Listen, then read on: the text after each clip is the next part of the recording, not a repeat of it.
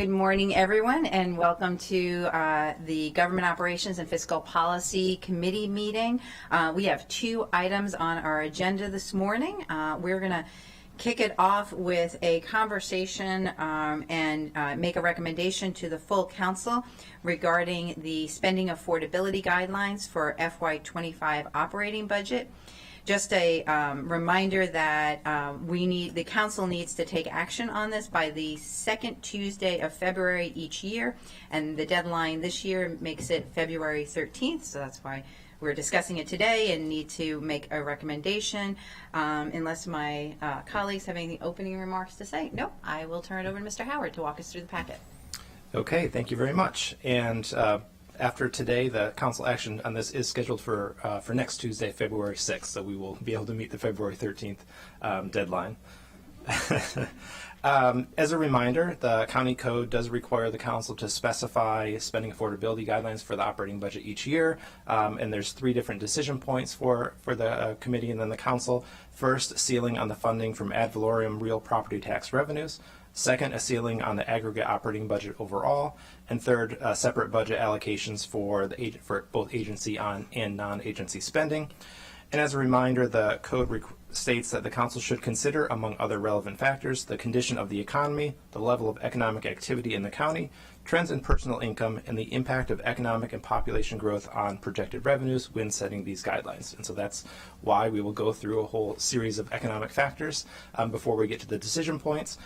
Several of these economic and revenue factors are things that you heard about as part of the December fiscal update and received more detail on in the Revenue Estimating Group December report. So I'm not going to go into great detail on these, but I'll go through them briefly, then stop at the end to see if there's any questions on these factors before the decision points.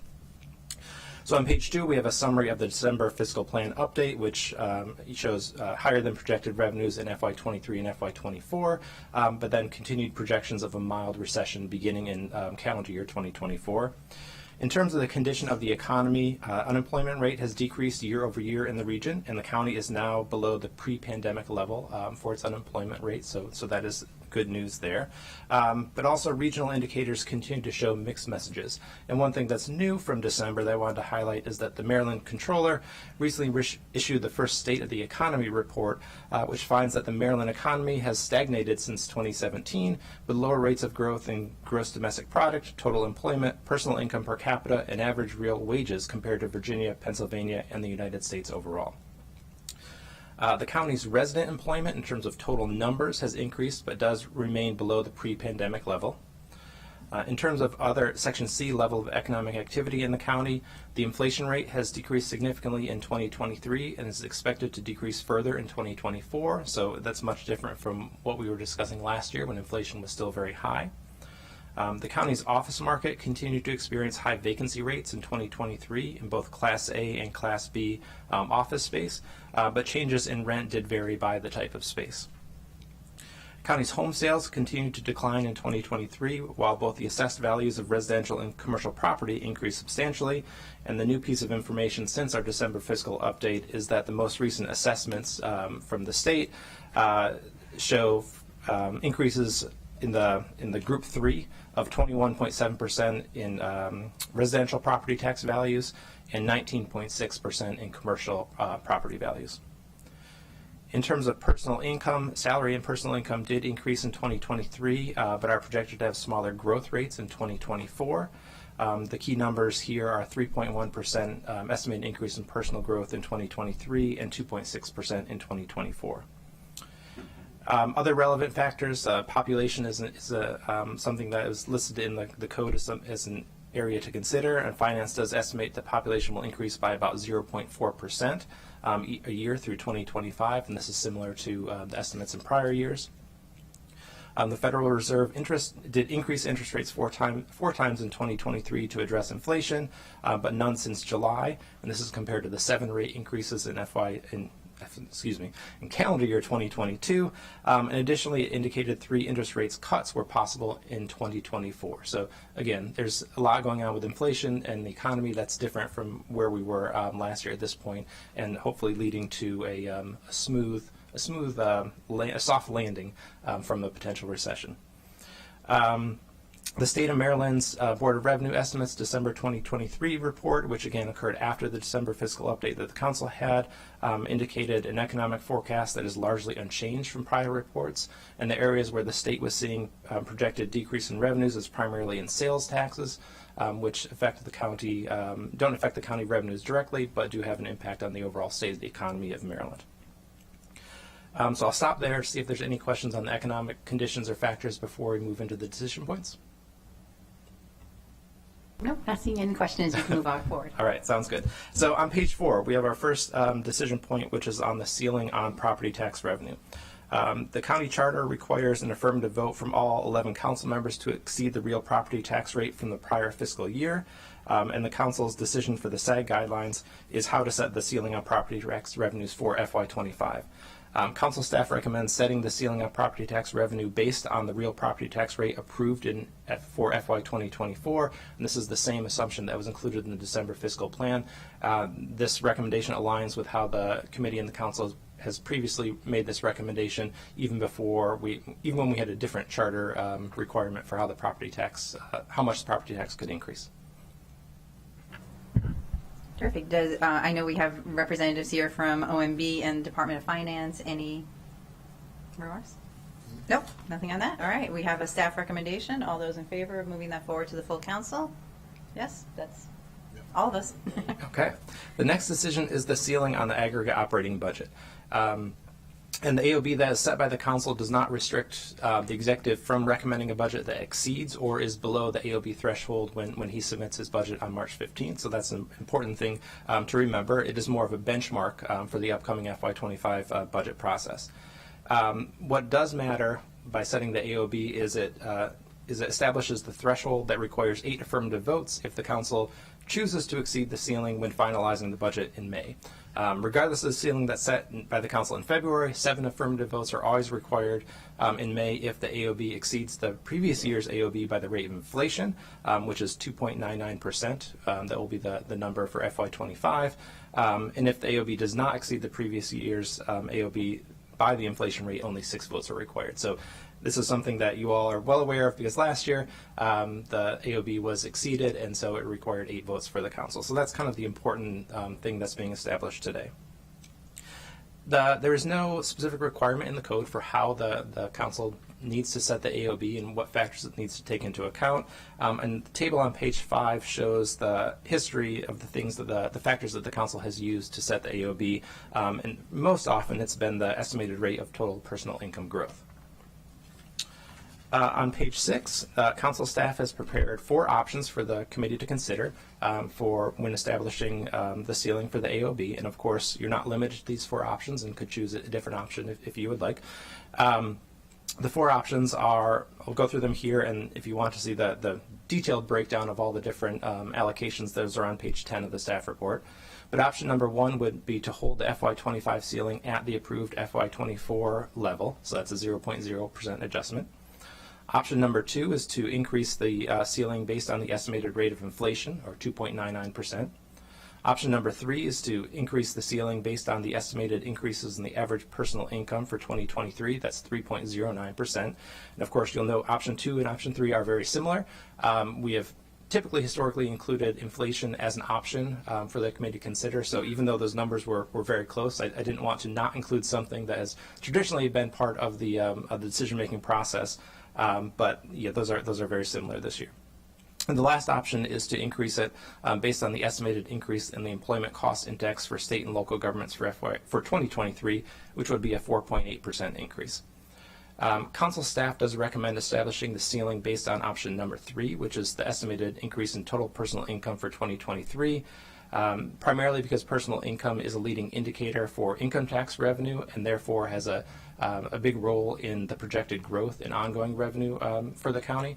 Additionally, the increase in this variable this year, 3.09%, does align very closely with the rate of inflation, 2.99%, and the projected total revenue growth in FY25 compared to the approved FY24 budget, which is 2.9%. So from the staff perspective, that's a good reflection of the kind of the available ongoing resources that the council should consider when it determines affordability. Before you make that decision, though, there's one other factor this year that's different from prior years. And Council President Friedson, I had your voice in my head as I was thinking, what's the right order to discuss these different things? I don't know if I landed it correctly, but here we go.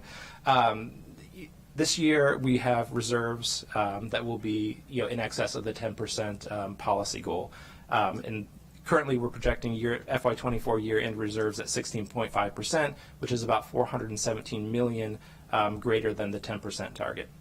So when we wrote the staff report for the introduction and public hearing, we included the discussion on reserves and AOB as a little bit of a placeholder, so that you could have a discussion on how you think this potential one-time spending from reserves should be reflected in the aggregate operating budget. If the AOB tends to be more of the what's affordable from an ongoing level, how do we want to deal with one-time reserves? And that's a little bit of a new discussion than we've had in past years, although we did get into it last year with some projected additional income tax revenues and the committee's recommendation for how those should be spent as part of the capital budget. Since then, we did receive the executive's recommended FY25 through 30 CIP, and as you can see on the table of page 6, the executive does recommend an additional $80.6 million in FY25 spending, in cash spending via PAYGO and current revenue for the CIP. And this is where the order gets a little bit complicated, because those kind of allocations are what we decide in the next section. But I think it's important to have a discussion of how you want this potential one-time spending from reserves to be reflected as part of the aggregate operating budget decision. So if the committee supports the executive's kind of concept to use this additional $80 million for CIP purposes, and it's important to note that decision here today is not a decision on you're agreeing with how the executive has recommended those dollars specifically are spent, or even hold you to making that decision, to sticking with that decision in May, but it's more of a reflection of the concept of whether these dollars are good use for the capital budget. So there's two choices the committee can make about this. First, you could, whatever option you choose for your AOB ceiling, you can increase that amount by $80.6 million to reflect this additional one-time use of reserves to be put into the capital budget. This action would reflect that the amount is intended to be, that an additional one-time use due to the excess reserves, and it's a little bit separate from kind of the ongoing revenue projections that are usually used to drive the AOB decision making. The second option you have is to not change the AOB ceiling, again, whatever option you choose, and then adjust the agency allocations to reflect the additional $80 million going to non-agency uses. So that would mean that the ceiling stays the same and that the agency allocations are decreased by $80.6 million if you would support the concept of the executive putting those dollars towards the capital budget. So I'll stop there and see if there's any questions or thoughts and what you want to decide. But if you did want to support option number 3, I've included in the staff report what the ceiling would be without the $80.6 million and what the option would be with the $80.6 million. And of course, if you supported a different option, then it's the same thing. You're just adding the $80.6 million into the number that's shown on page 10. Great. Just to make sure everyone's following along, what Mr. Howard just went over is on page 6. So the first decision point is setting this which option for the AOB at the top of the page, and then there are 2 options at the bottom of the page. Before I turn it over to my colleagues, does anyone from the executive's office want to speak to this, or we're good? Nope. Okay.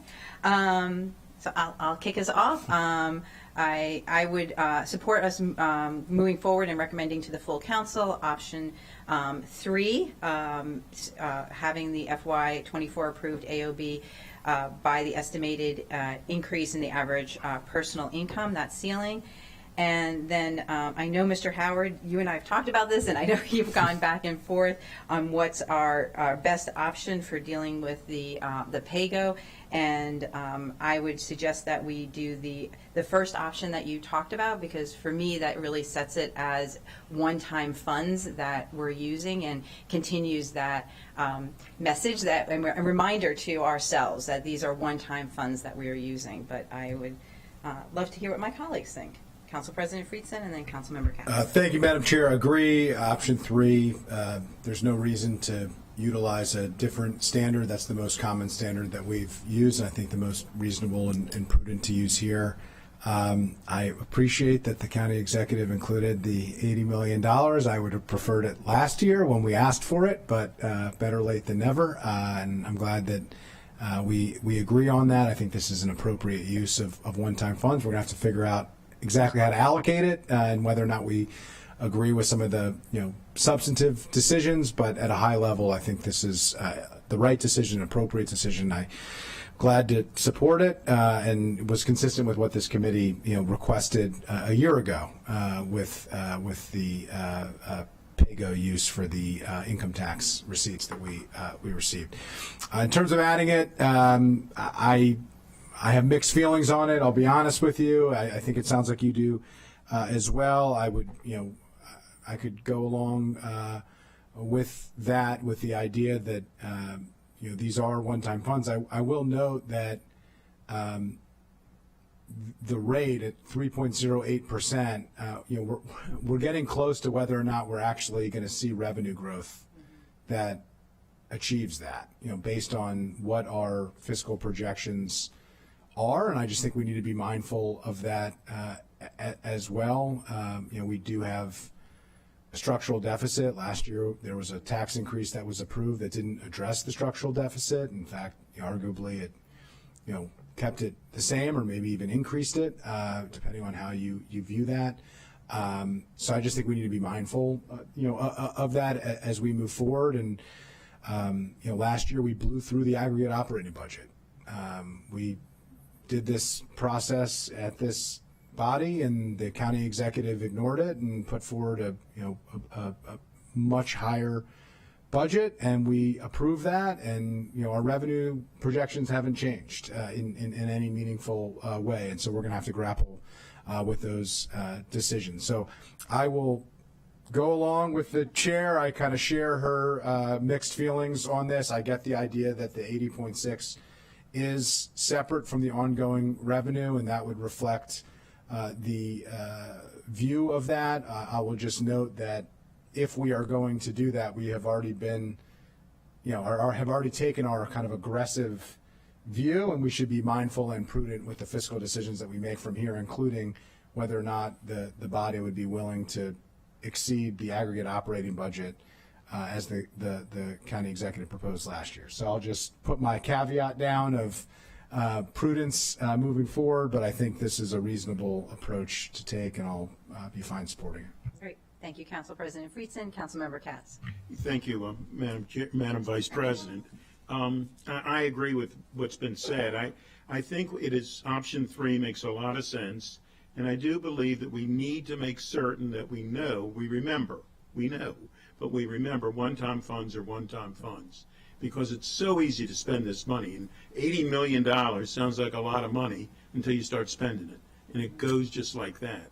So I think this is the right way to do it, and I did want to publicly thank you, Mr. Howard, and your entire team for putting together this packet. This is never easy, but you make it so much more workable the way you do it. Thank you very much, Madam Vice President.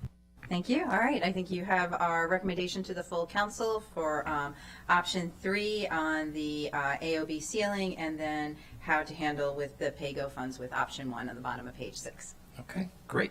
So our last decision is a little bit easier now that we've gone through all of that. It's just how to do the AOB allocations between the agency and the non-agency uses. It's important to note that these allocations are illustrative. They're not final.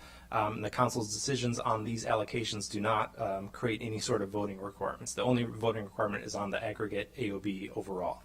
So decisions on the different agency allocations can be made differently during the budget process, as you see fit.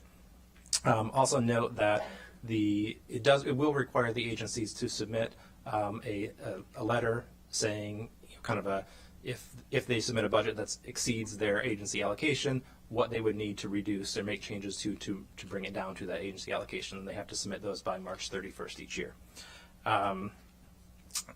Also to point out that we always include a provision that state aid is not included in this, so changes in state aid, which happen every year, sometimes hopefully to the good, sometimes to the bad, don't impact what agencies need to submit as part of their allocation letters. So I'll go through all these as one big component. In terms of the non-agency uses, Staff recommends setting the debt service at $463.6 million, which is the value assumed in the fiscal plan. For the current revenue funding in the capital budget, staff recommends the updated numbers based on the executive CIP. So for the current revenue at setting that at $151.9 million, and for the PAYGO setting that at $51.2 million. For OPEB, staff recommends allocating the $62.3 million consistent with the December 2023 update. And for the agency allocations, staff recommends MCPS and Montgomery College be allocated at the maintenance of effort level. Again, this is how the council has historically done this for this exercise, knowing that things will change before final budgets are approved in May. And then allocating the remainder to the county government and park and planning in proportion to their FY24 allocation percentages. Does OMB or Finance have any remarks regarding that? No? Any questions? No? All those supporting the staff recommendation, please raise your hand. That's unanimous. And I think that's our last item. That is. So what I'm going to do is update the resolution and the information for the full council discussion on February 6th to reflect the committee's discussions. Wonderful. Thank you again. And I echo Councilmember Katz's praise of the packet and the work that went into this. And I thank OMB and the Department of Finance for their work as well. Thank you very much. All right, our second item today is a continuation of the conversation we began on January 18th when we received the Office of Legislative Oversight's report from Wayne's World to YouTube community funding in an era of diminishing cable revenue. So today we received that report on the 18th. And today we are going to hear from the executive branch and Connect Montgomery Alliance to provide us with their feedback on that report and how we're looking to move forward given this information. And I think I'm going to start with Mr. Hudson. I think you guys got to come up. it's your turn. Yeah. Don't get comfortable. No. I think we have Mr. Hudson, Ms. White. Yeah, and then I think we have our TEBS representatives. If you want to, we have plenty of seats. Come on up. I think we'll kick it off with Mr. Hudson, and then we'll turn over to Ms. White, and then our TEBS team.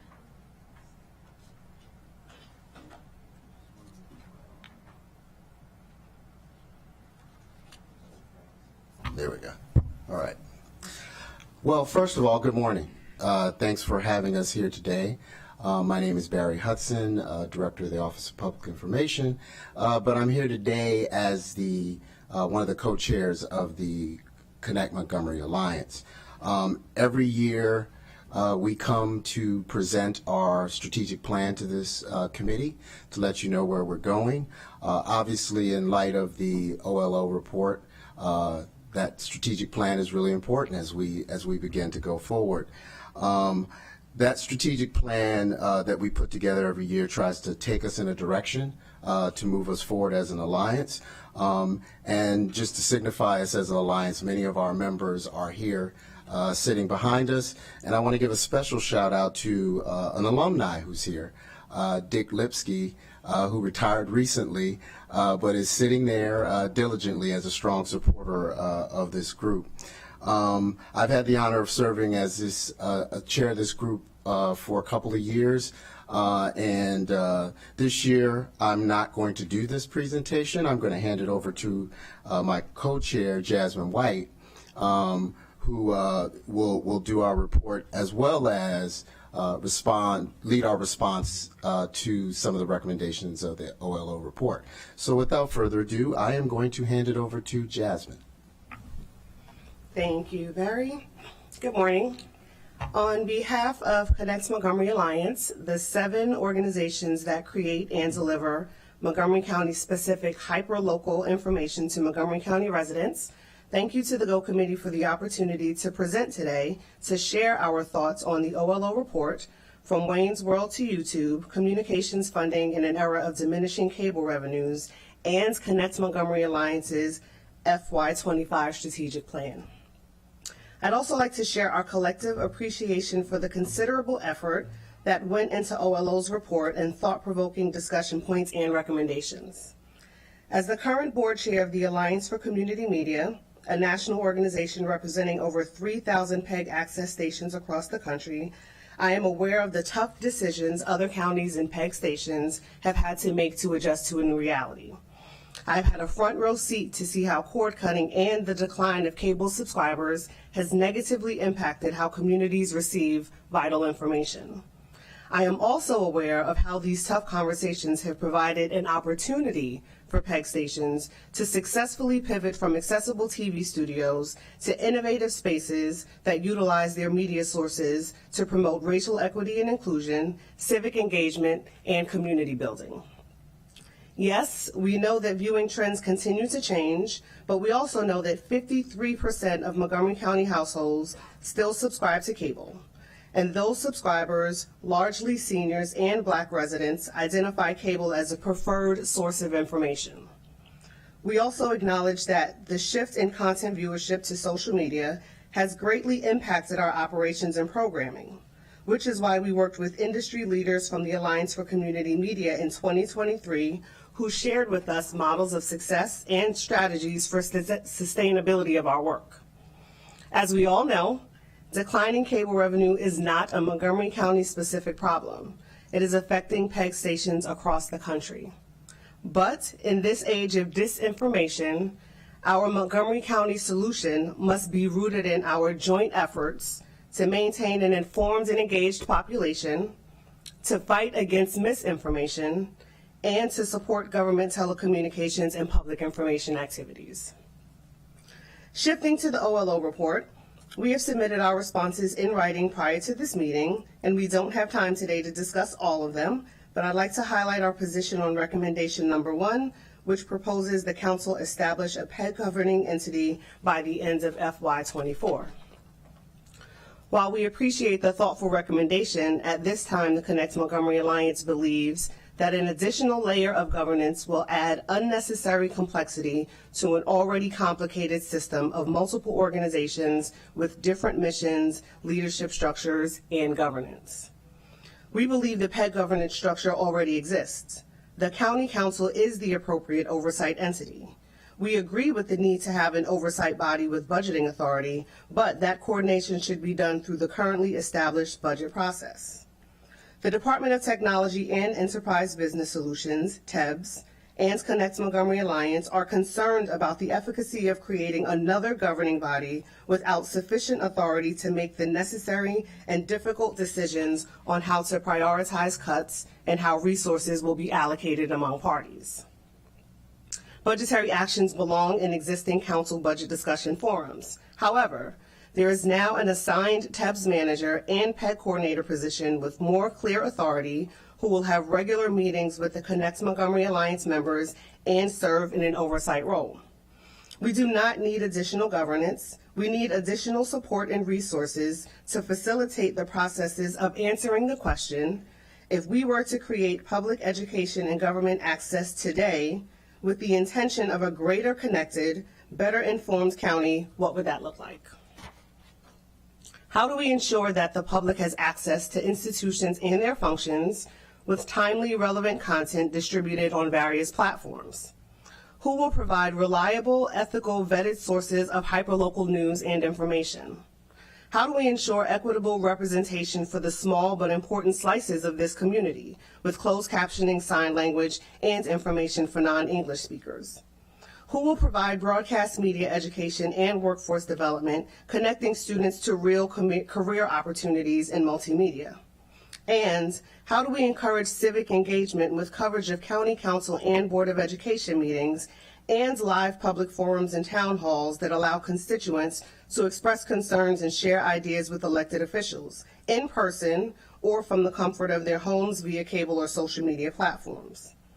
This is what Montgomery County stands to lose if we don't figure out how to fund the vital work of government telecommunications and public information activities.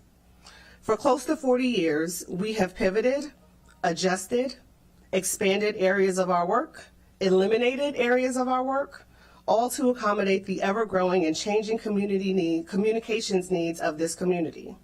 We will continue to do whatever is necessary to meet those needs, even if it means restructuring our individual organizations. The Wayne's World model of PEG access is a distant memory. Our successes include millions of social media views and impressions, hundreds of hours of multilingual programming, expanded parent and student support, increased community engagement of non-English speaking residents, and BIPOC and LGBTQIA+ journalism fellowships. We are ready to have the difficult discussion to answer the question, how do we prepare for 2026 and beyond? We are ready to break away from our traditional practices of individual organizations producing content for our individual audiences. We are ready to break away from individual studios to sharing resources and equipment. But we are faced with the reality that what took 40 years to make is not so easy to break. Today we find ourselves at the point where we must decide how to continue our work of connecting people to the county while we answer those tough questions. CMA's FY25 strategic plan demonstrates our collective priorities of multilingual content creation and distribution, exploring new revenue sources like production services for hire and chargebacks, and reconfiguring our individual organizations and approaches to content creation while we continue to assess the future of communications needs of the county and develop an aggressive but realistic plan for the future. It is the bridge we need at this moment to get us to the other side. But why do we do what we do? We create high quality, credible, non-commercial content which satisfies the community's need for transparency and accountability. We are important because this community is important. We are necessary because our programming, like local elections coverage and voter accessibility information, is necessary. We are essential because capturing the living history of Montgomery County is essential to understanding our shared values and collective challenges while building a better future. We know that reducing or combining channels or airtime does not significantly decrease operational costs because we would still be creating content that needs to be distributed via the web. As a matter of fact, the need for more coverage and content distribution has increased as the council has grown. There are more meetings, more community engagement events, more live sessions and hearings, more live stream requests, and we simply cannot do more with less.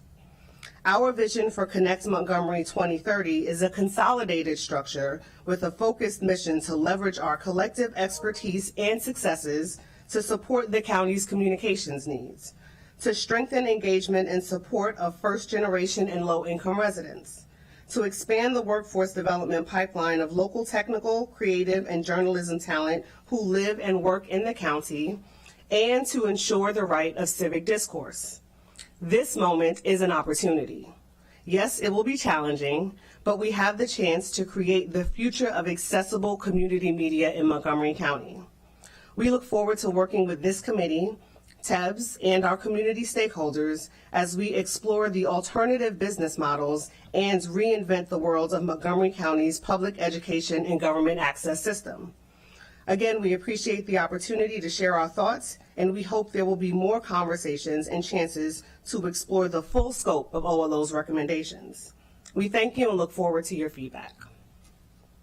Thank you very much, Ms. White. We appreciate that.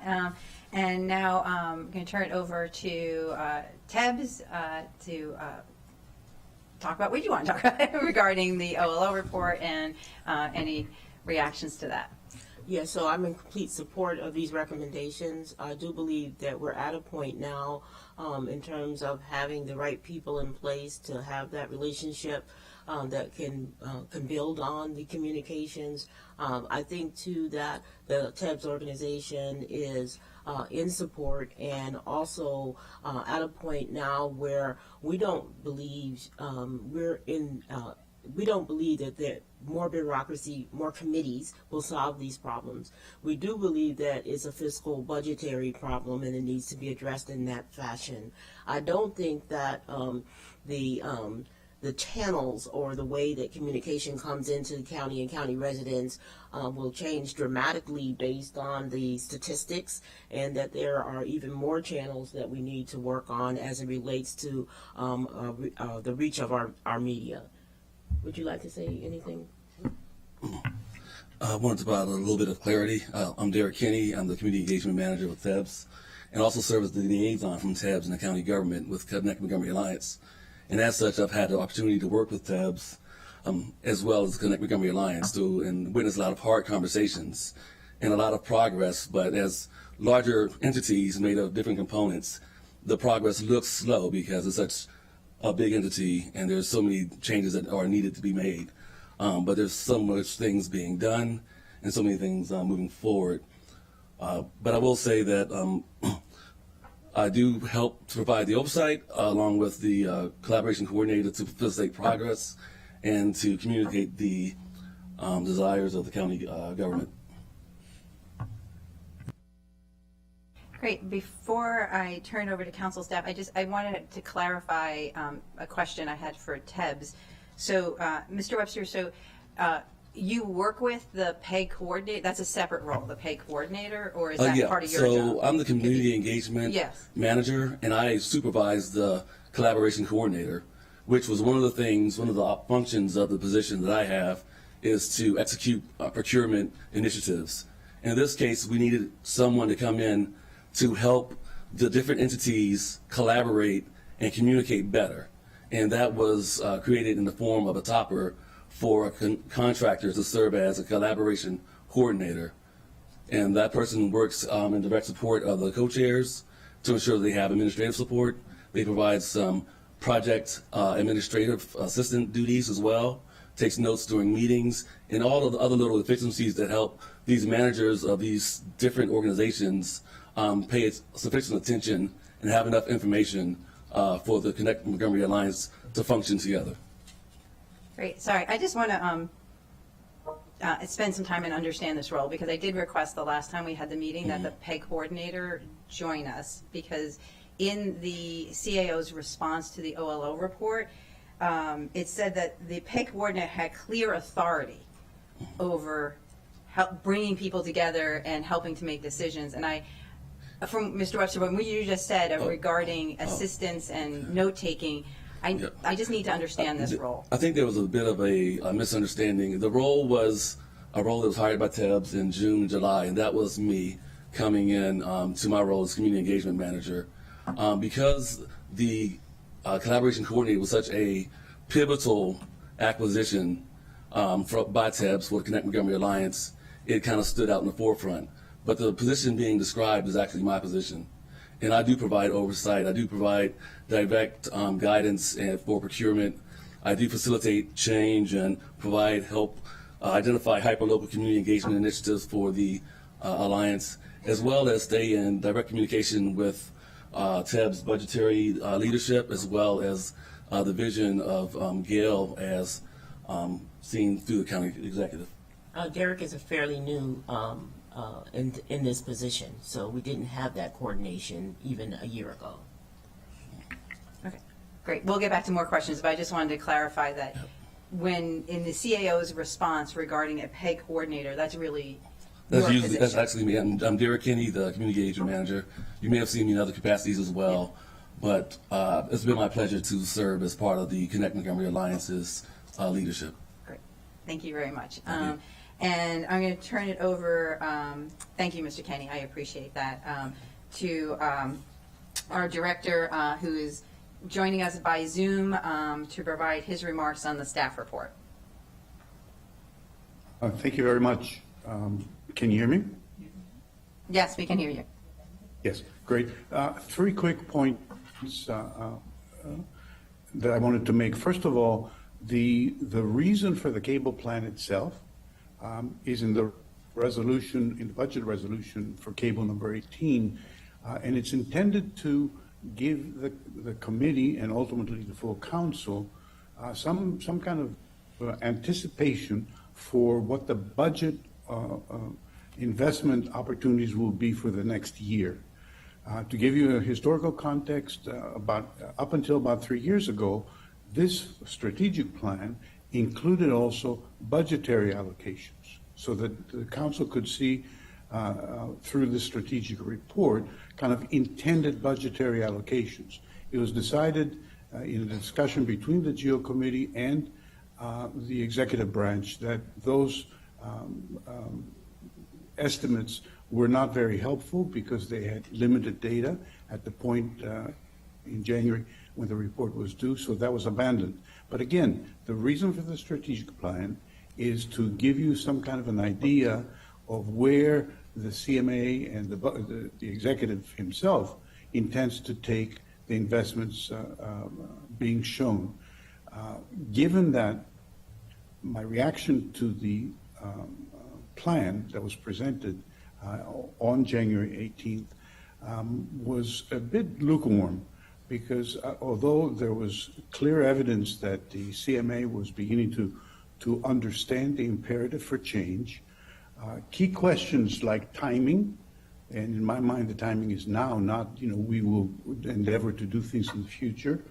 Secondly, the management structure and strategy, and I was very happy just now to hear that my friend Mr. Kenny is actually in a budgetary authority. Again, this is news to me, but welcome news, I should emphasize. And then thirdly, there was really no mention in the response from the report about the concerns that OLO announced for the strategies when it came to technology platforms. There was an extensive part of the OLO report that spoke of the shift, not simply about cord cutting, but about the fact that people don't watch cable very much. I heard the intervention from the co-chair that there are a lot of people connected to cable, but how does news get disseminated is a totally different story. So to sum up, because I know you have a lot more things to consider, I think that the January 18th meeting laid down some requirements, in a sense.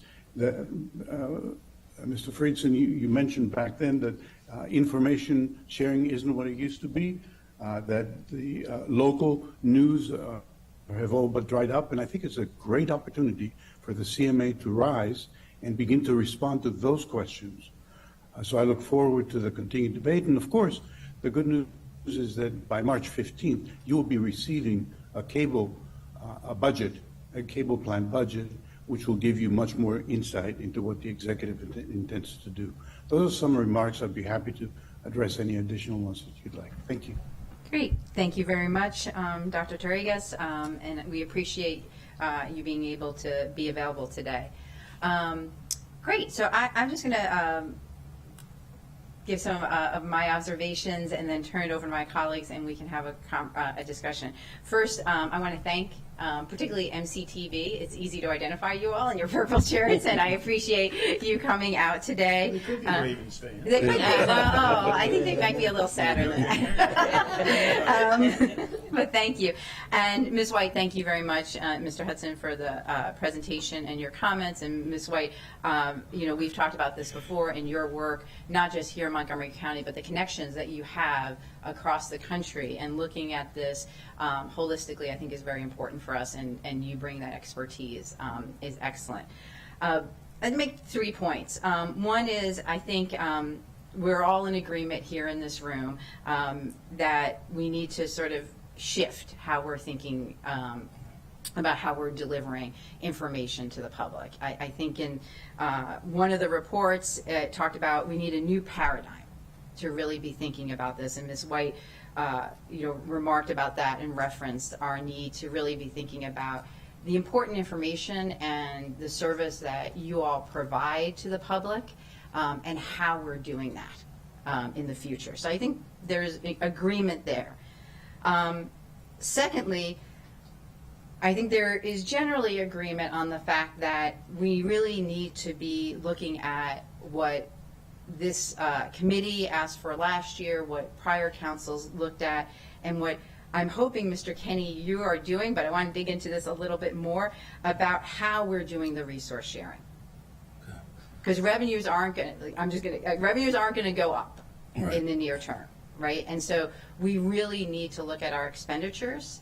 We may be in the future able to look at other revenue streams, but our primary focus needs to be looking at our expenditures now. And I think we're in agreement with that, and it sounds like, and I'll turn it back to you, Mr. Kenny, in a moment, that's where a lot of your work, even though you're new, is trending, is moving towards. The third area, which I think is the place where we may have some disagreement or come at this a little differently, and I think would be beneficial for all of us to discuss, is how are we going to move forward with decision making?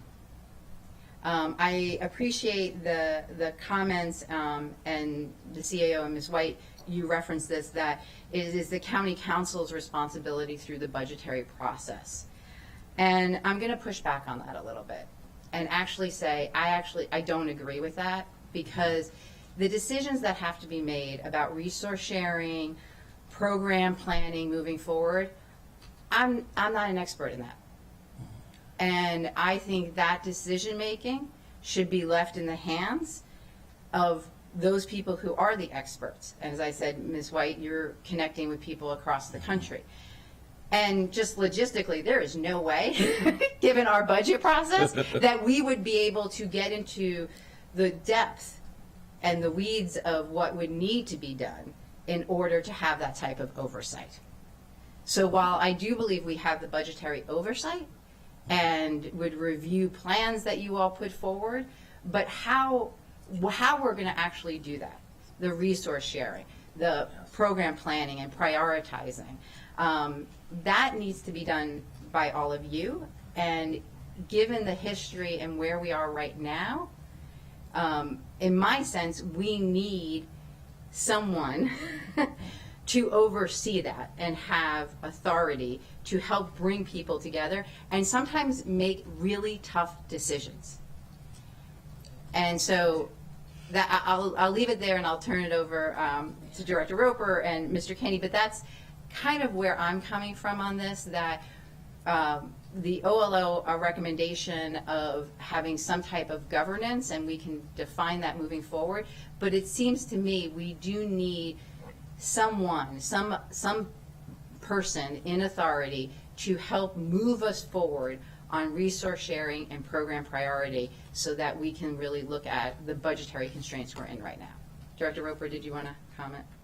Yes, I just wanted to say that Yeah. that I am in absolute agreement. That is why Mr. Kenny is in this role.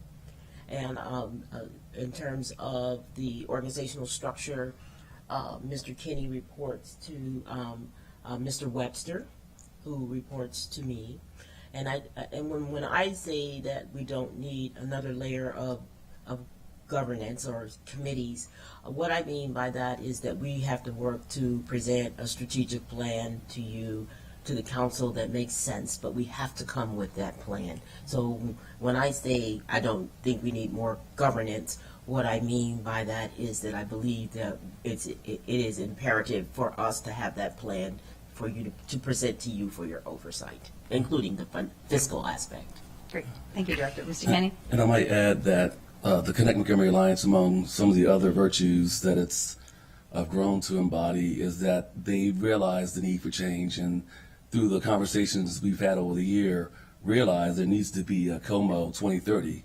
And you may have seen that mentioned in the strategic plan, but there's also a committee that's comprised of Jasmine and Melissa Amold from Montgomery Municipal Cable that is looking at what we will look like in the future. And it's probably something that everyone won't agree with or be happy with, but because we share the harsh decisions being made by the budget, that we have to continue to downsize or right size in increments of almost 6% per year. There's all the motivation needed to make these hard changes internally and hard decisions internally, hopefully without us having to say, this is what you're going to do. We can help to facilitate the change that CMA seems to be deciding on already with their strategic plan and through their committees. One way that we're helping them be more efficient with equipment sharing and studio sharing is that we're meeting actually today with another TEBS team to find a solution, a cloud-based solution that all entities can share to help list their equipment that they have for sharing, check equipment out, return equipment, and just facilitate the whole process. Having the notion of sharing equipment among people that are physically different or separate, but also separate in terms of their organizational structures, is kind of challenging. And I think through using the potency of TEBS, which I would say that we are pretty potent, and then also the advancement of things like low code, no code application development, we should be able to find a way that makes it easier for the Connect Montgomery Alliance to share equipment, to book studio space. And we have some of the best studios I think I've seen lately. You can walk upstairs and see one on the 4th floor, across the street in the EOB, down the street to Brockville, and see Montgomery colleges. And they shouldn't be in a silo. And hopefully they can be seen as assets and not liabilities. Because as content creation becomes more and more important, the needs for higher production values may be more and more embraced, and those come with facilities that we already have. But we are working with them and trying to provide ways to make it easier to achieve some of the goals that we have set forth. One more question, I'll turn it over to my colleagues. Do we have a timeline for all this? Because last year, this committee requested all of this. And I understand, Mr. Kenya, not to put on you, you're new, do we, because I think as Director Torregas said, or Dr. Torregas said, and this committee has said, this is an issue we probably should have addressed it a few years ago. Yeah. And we're at this critical point right now. And this committee had requested last year during the budget to have clear recommendations moving forward on resource sharing and other things before we enter into this next budget. So, and again, Mr. Kenney, understanding you're new in this position, but do we have a timeline for when we're going to get that information back from you all? We will provide a timeline. Oh, yeah. We will provide a timeline. Still. Am I still? Yeah. We will provide a timeline. We are now we're going to take this effort under our formal project management governance model and be able to provide not only the strategic plan, but a timeline for things to happen. All right. Colleagues, you're good? Yeah, I'm good. Okay. Go ahead. Well, thank you very much. And first off, let me thank Dr. Torregas and everyone on this panel and some of the all the purple shirts in the back of the room as well.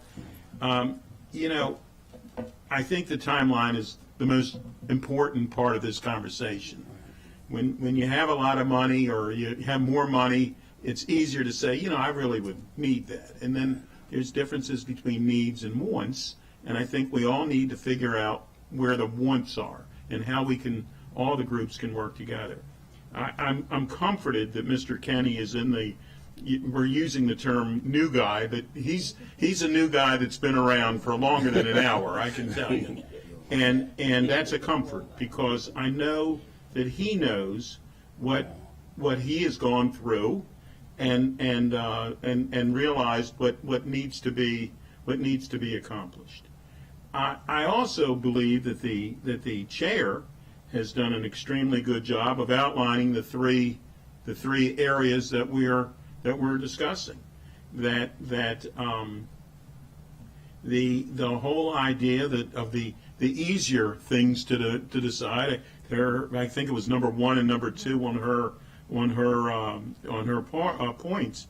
But I think we need to do that. We need to make certain. But the bottom line is on this, as far as I'm concerned, we say, people don't look at cable as much as they used to, and maybe they do and maybe they don't. But if it was missing, we would know how much people liked it. That's the bottom line. It's like that old story. You don't appreciate the water till the well runs dry, and that's where we are. We in government need to make certain that government is as convenient as it can possibly be for the public.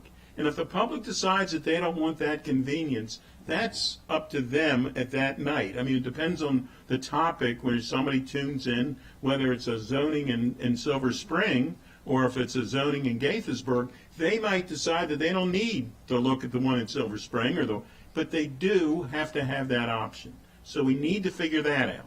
And we need to figure out how we're going to pay for it.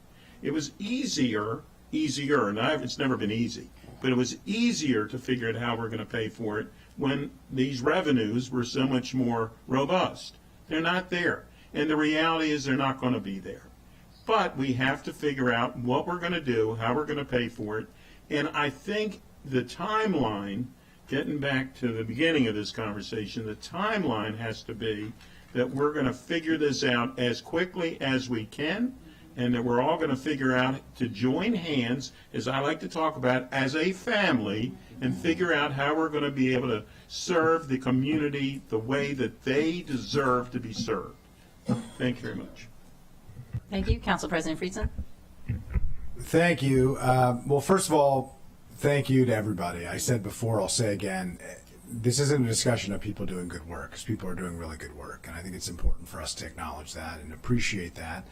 And to both of my colleagues' points, there are a lot of people who appreciate and rely on this, and I think there are opportunities here as well. I will say, however, that I think that the pace at which we are doing change is just not good enough. It's not fast enough. It's not appropriate for the challenges that we face. I don't think we're a couple of years behind. We're a couple decades behind in making the type of decisions. And unfortunately, this is really a microcosm of all the other challenges that we face, where we have siloed government entities that struggle to work things out because they have their own structures and their own governance and their own dynamics. You know, we all got bosses, and nobody wants to give up their piece of this, and everybody thinks that, you know, we want to solve the problem, but we'll solve it, and you let us handle it, and you stay over there, and eventually, you know, not a whole lot happens, not very fast. It does feel like to me, and has felt like to me, that these conversations, and I have been, you know, having these conversations for 5 years. Councilmember Katz has been doing it longer on this committee. We are renovating the house, we are rearranging the furniture, but we can't afford the mortgage. That's the problem. So, like, we're focused on what's inside the house, the furniture, and not the structure of the house itself, which is completely underwater. We can't afford it. So the idea that we're not talking about the house itself, and we're talking about, you know, the decoration and the, you know, decor, you know, within the programming is it doesn't mean it's not important. It doesn't mean there aren't good decisions that are being made. It doesn't mean there isn't good work that's happening. But, you know, to me, it's missing the fundamental point. And, you know, I said before, I think that I appreciate the OLO report. I think it puts the cart before the horse in some cases. I hear the point of the governance dynamic, but there is a much more fundamental question here of deciding what it is that we're doing here. Why are we doing it? Does it make sense anymore to do it? Like, does it make sense to have a department within all of these different agencies doing this work? Is that serving the public interest? Are we doing the opportunities we can? And there are opportunities here. Like, I know that Dick Lipsky is working with our friends in Cal Ripken baseball to think about whether or not there's going to be could be a partnership with, I think there's 4 Cal Ripken baseball teams in Montgomery County, and whether broadcasting those games on a weekly basis makes sense. What about high school sports? Should we be broadcasting high school sports? Is that a service that people would want? Do we need all the different entities that are involved in doing that? I'm not sure, but what is the void that we are filling here? What is the public service that we're doing, and do we need the structure that we currently have in order to accomplish it? To me, that's what needs to be decided, and we have to figure that out yesterdecade. I mean, literally. I mean, we're just so far behind in this, and we are not going to be able to continuing to subsidize through the general fund and to allocate tax resources because we're unwilling to make the tough decisions that are ultimately required. So, I appreciate everybody's work here, but I just think that, that there's a little bit of this going on, of, everybody pointing in somebody else's direction. And I think we're part of that too, where we have called on this group to come back to us with recommendations that we could support. I don't think we've gotten that up to this point, where we have a real sustainable path that we all understand what does this look like for the next 20 years and how do we fund it. If we don't have the answer to those two questions, I'm not really sure what we're doing here. So I appreciate all the leadership of the chair. I appreciate the work, but we've got to solve that problem, and it feels like we have not quite tackled the big issues. I feel like we have created some collaboration where we're addressing the small issues, and there's more cooperation and coordination, which is great. There used to be very little. Now there's a lot more. That's a step in the right direction, but the fundamental foundational questions that are going to require real leadership and tough choices, that I don't think we're there yet, and that's where we need to be. So with that, I'll yield back. Director Edward? I think what we're asking for is some grace. I think that some grace in this effort, and now that we have the right people in place, I think that we can get together and bring this technology, the technology aspect, but also the programming aspect into this century. But we will need some grace to get that done. I appreciate it. I mean, I think we've been showing a lot of grace. I think taxpayers have been showing a lot of grace for a long period of time. And I think we're at the point now where this is last chance on the plan. So what would the time be? I mean, to me, you heard this from the chair, you heard this from Councilmember Katz. The right people are in place. You're going to come up with a plan. I think the plan is going to have to be shared sacrifice by everybody. Certain things are going to have to close up. Certain resources are going to have to be given up. Like there's going to have to be real serious decisions, not a, how do we downsize the house? Not, yes. How do we rearrange the furniture type of conversation? What is the time that you think is realistic? Any feedback from? I would be hesitant to put a time frame out there today, but I would like to get together and come back with that.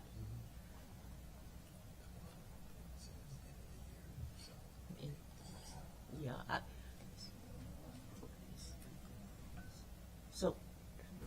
Mr. Hudson. Do you think? Oh, let me ask a question. Do you think you can do it before the budget? The budget comes out March 15th. We approve the budget at the end of May. The real functional decisions of the budget happen by the end of April. So the question is, it's February 1st now. Is that a realistic time frame, or is that too short? If I may, I would say aggressive, and probably we couldn't get the depth of information that you'd like. Okay, I'm going to keep going. July 1st, is that a reasonable time frame? We can do it. We can do To put together an end goal of where we want to see ourselves as Connect Montgomery Alliance, and a strategy of how to get there by July. I think, Seamus, let me turn to, Yeah. and then I have an idea. Go ahead, yeah.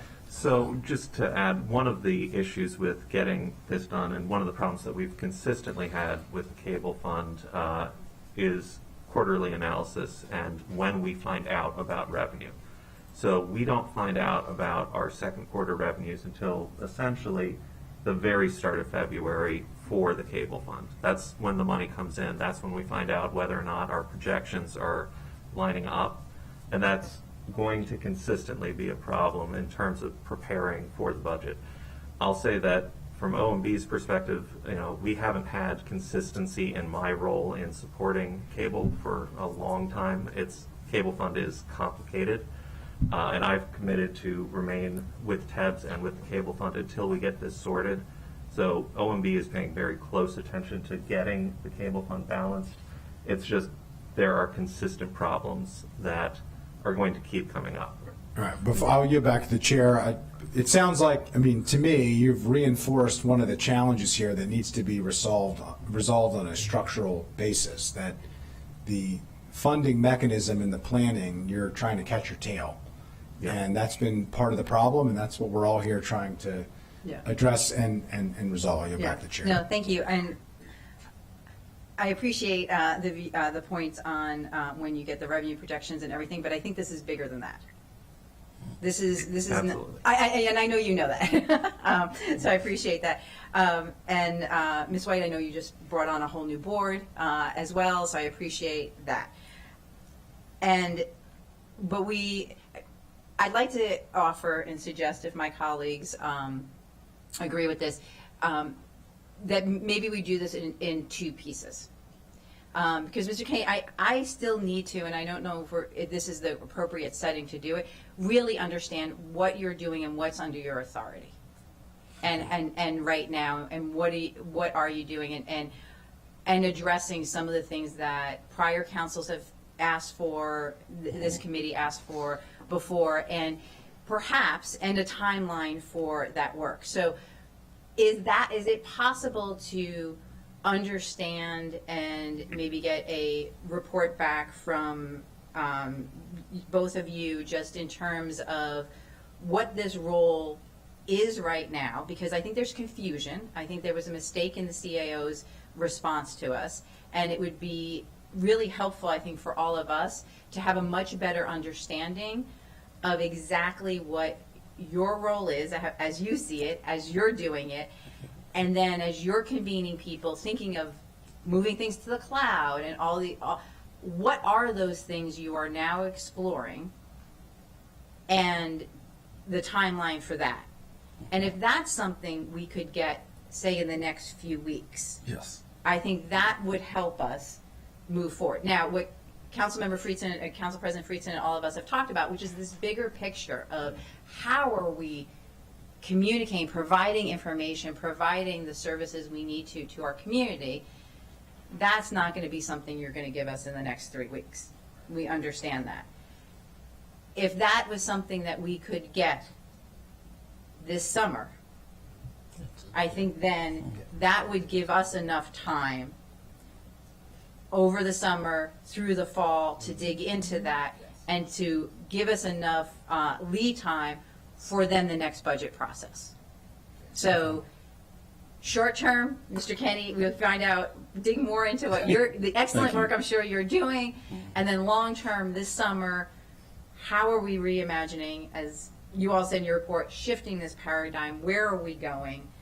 Get that back from you this summer, hopefully in July, so that we can digest it, ask you all to come back to this committee, hit the ground running in September, so then we can prepare for the next budget. I think that's feasible.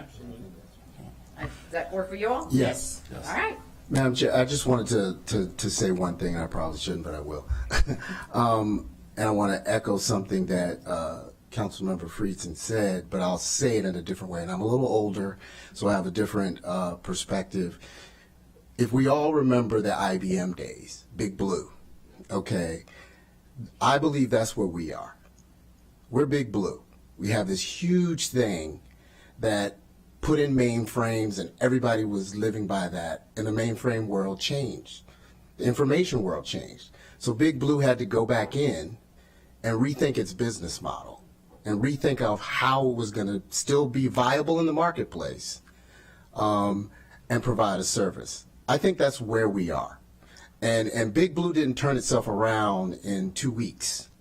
Big Blue took time to actually think that through, and I think in conversations with you all that we've had previously, you all are going to be a big part of us rethinking who we are and how we do our business going forward to deliver a service to the residents and businesses of the county. So I agree with you, Councilmember, that this is something that we have to redo. I think we should look at it from a business perspective. Because we are putting money into something and we're producing a product.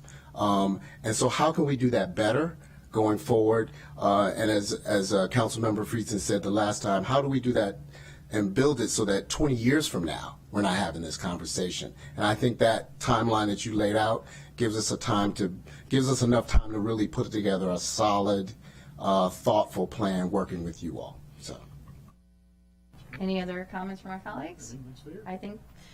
I very much appreciate all of you coming. Again, to the folks who are here in the audience. We usually don't get that many people at a 9:30 co-committee session. So, one of the things when I took over this role and my colleagues put me as chair, I said, government operations is actually going to be the committee where people are going to want to be. And I think you've helped us today show that. So I appreciate it. I appreciate all the work you're doing and look forward to seeing more in the future. So thank you. And with that, we are adjourned. Thank you.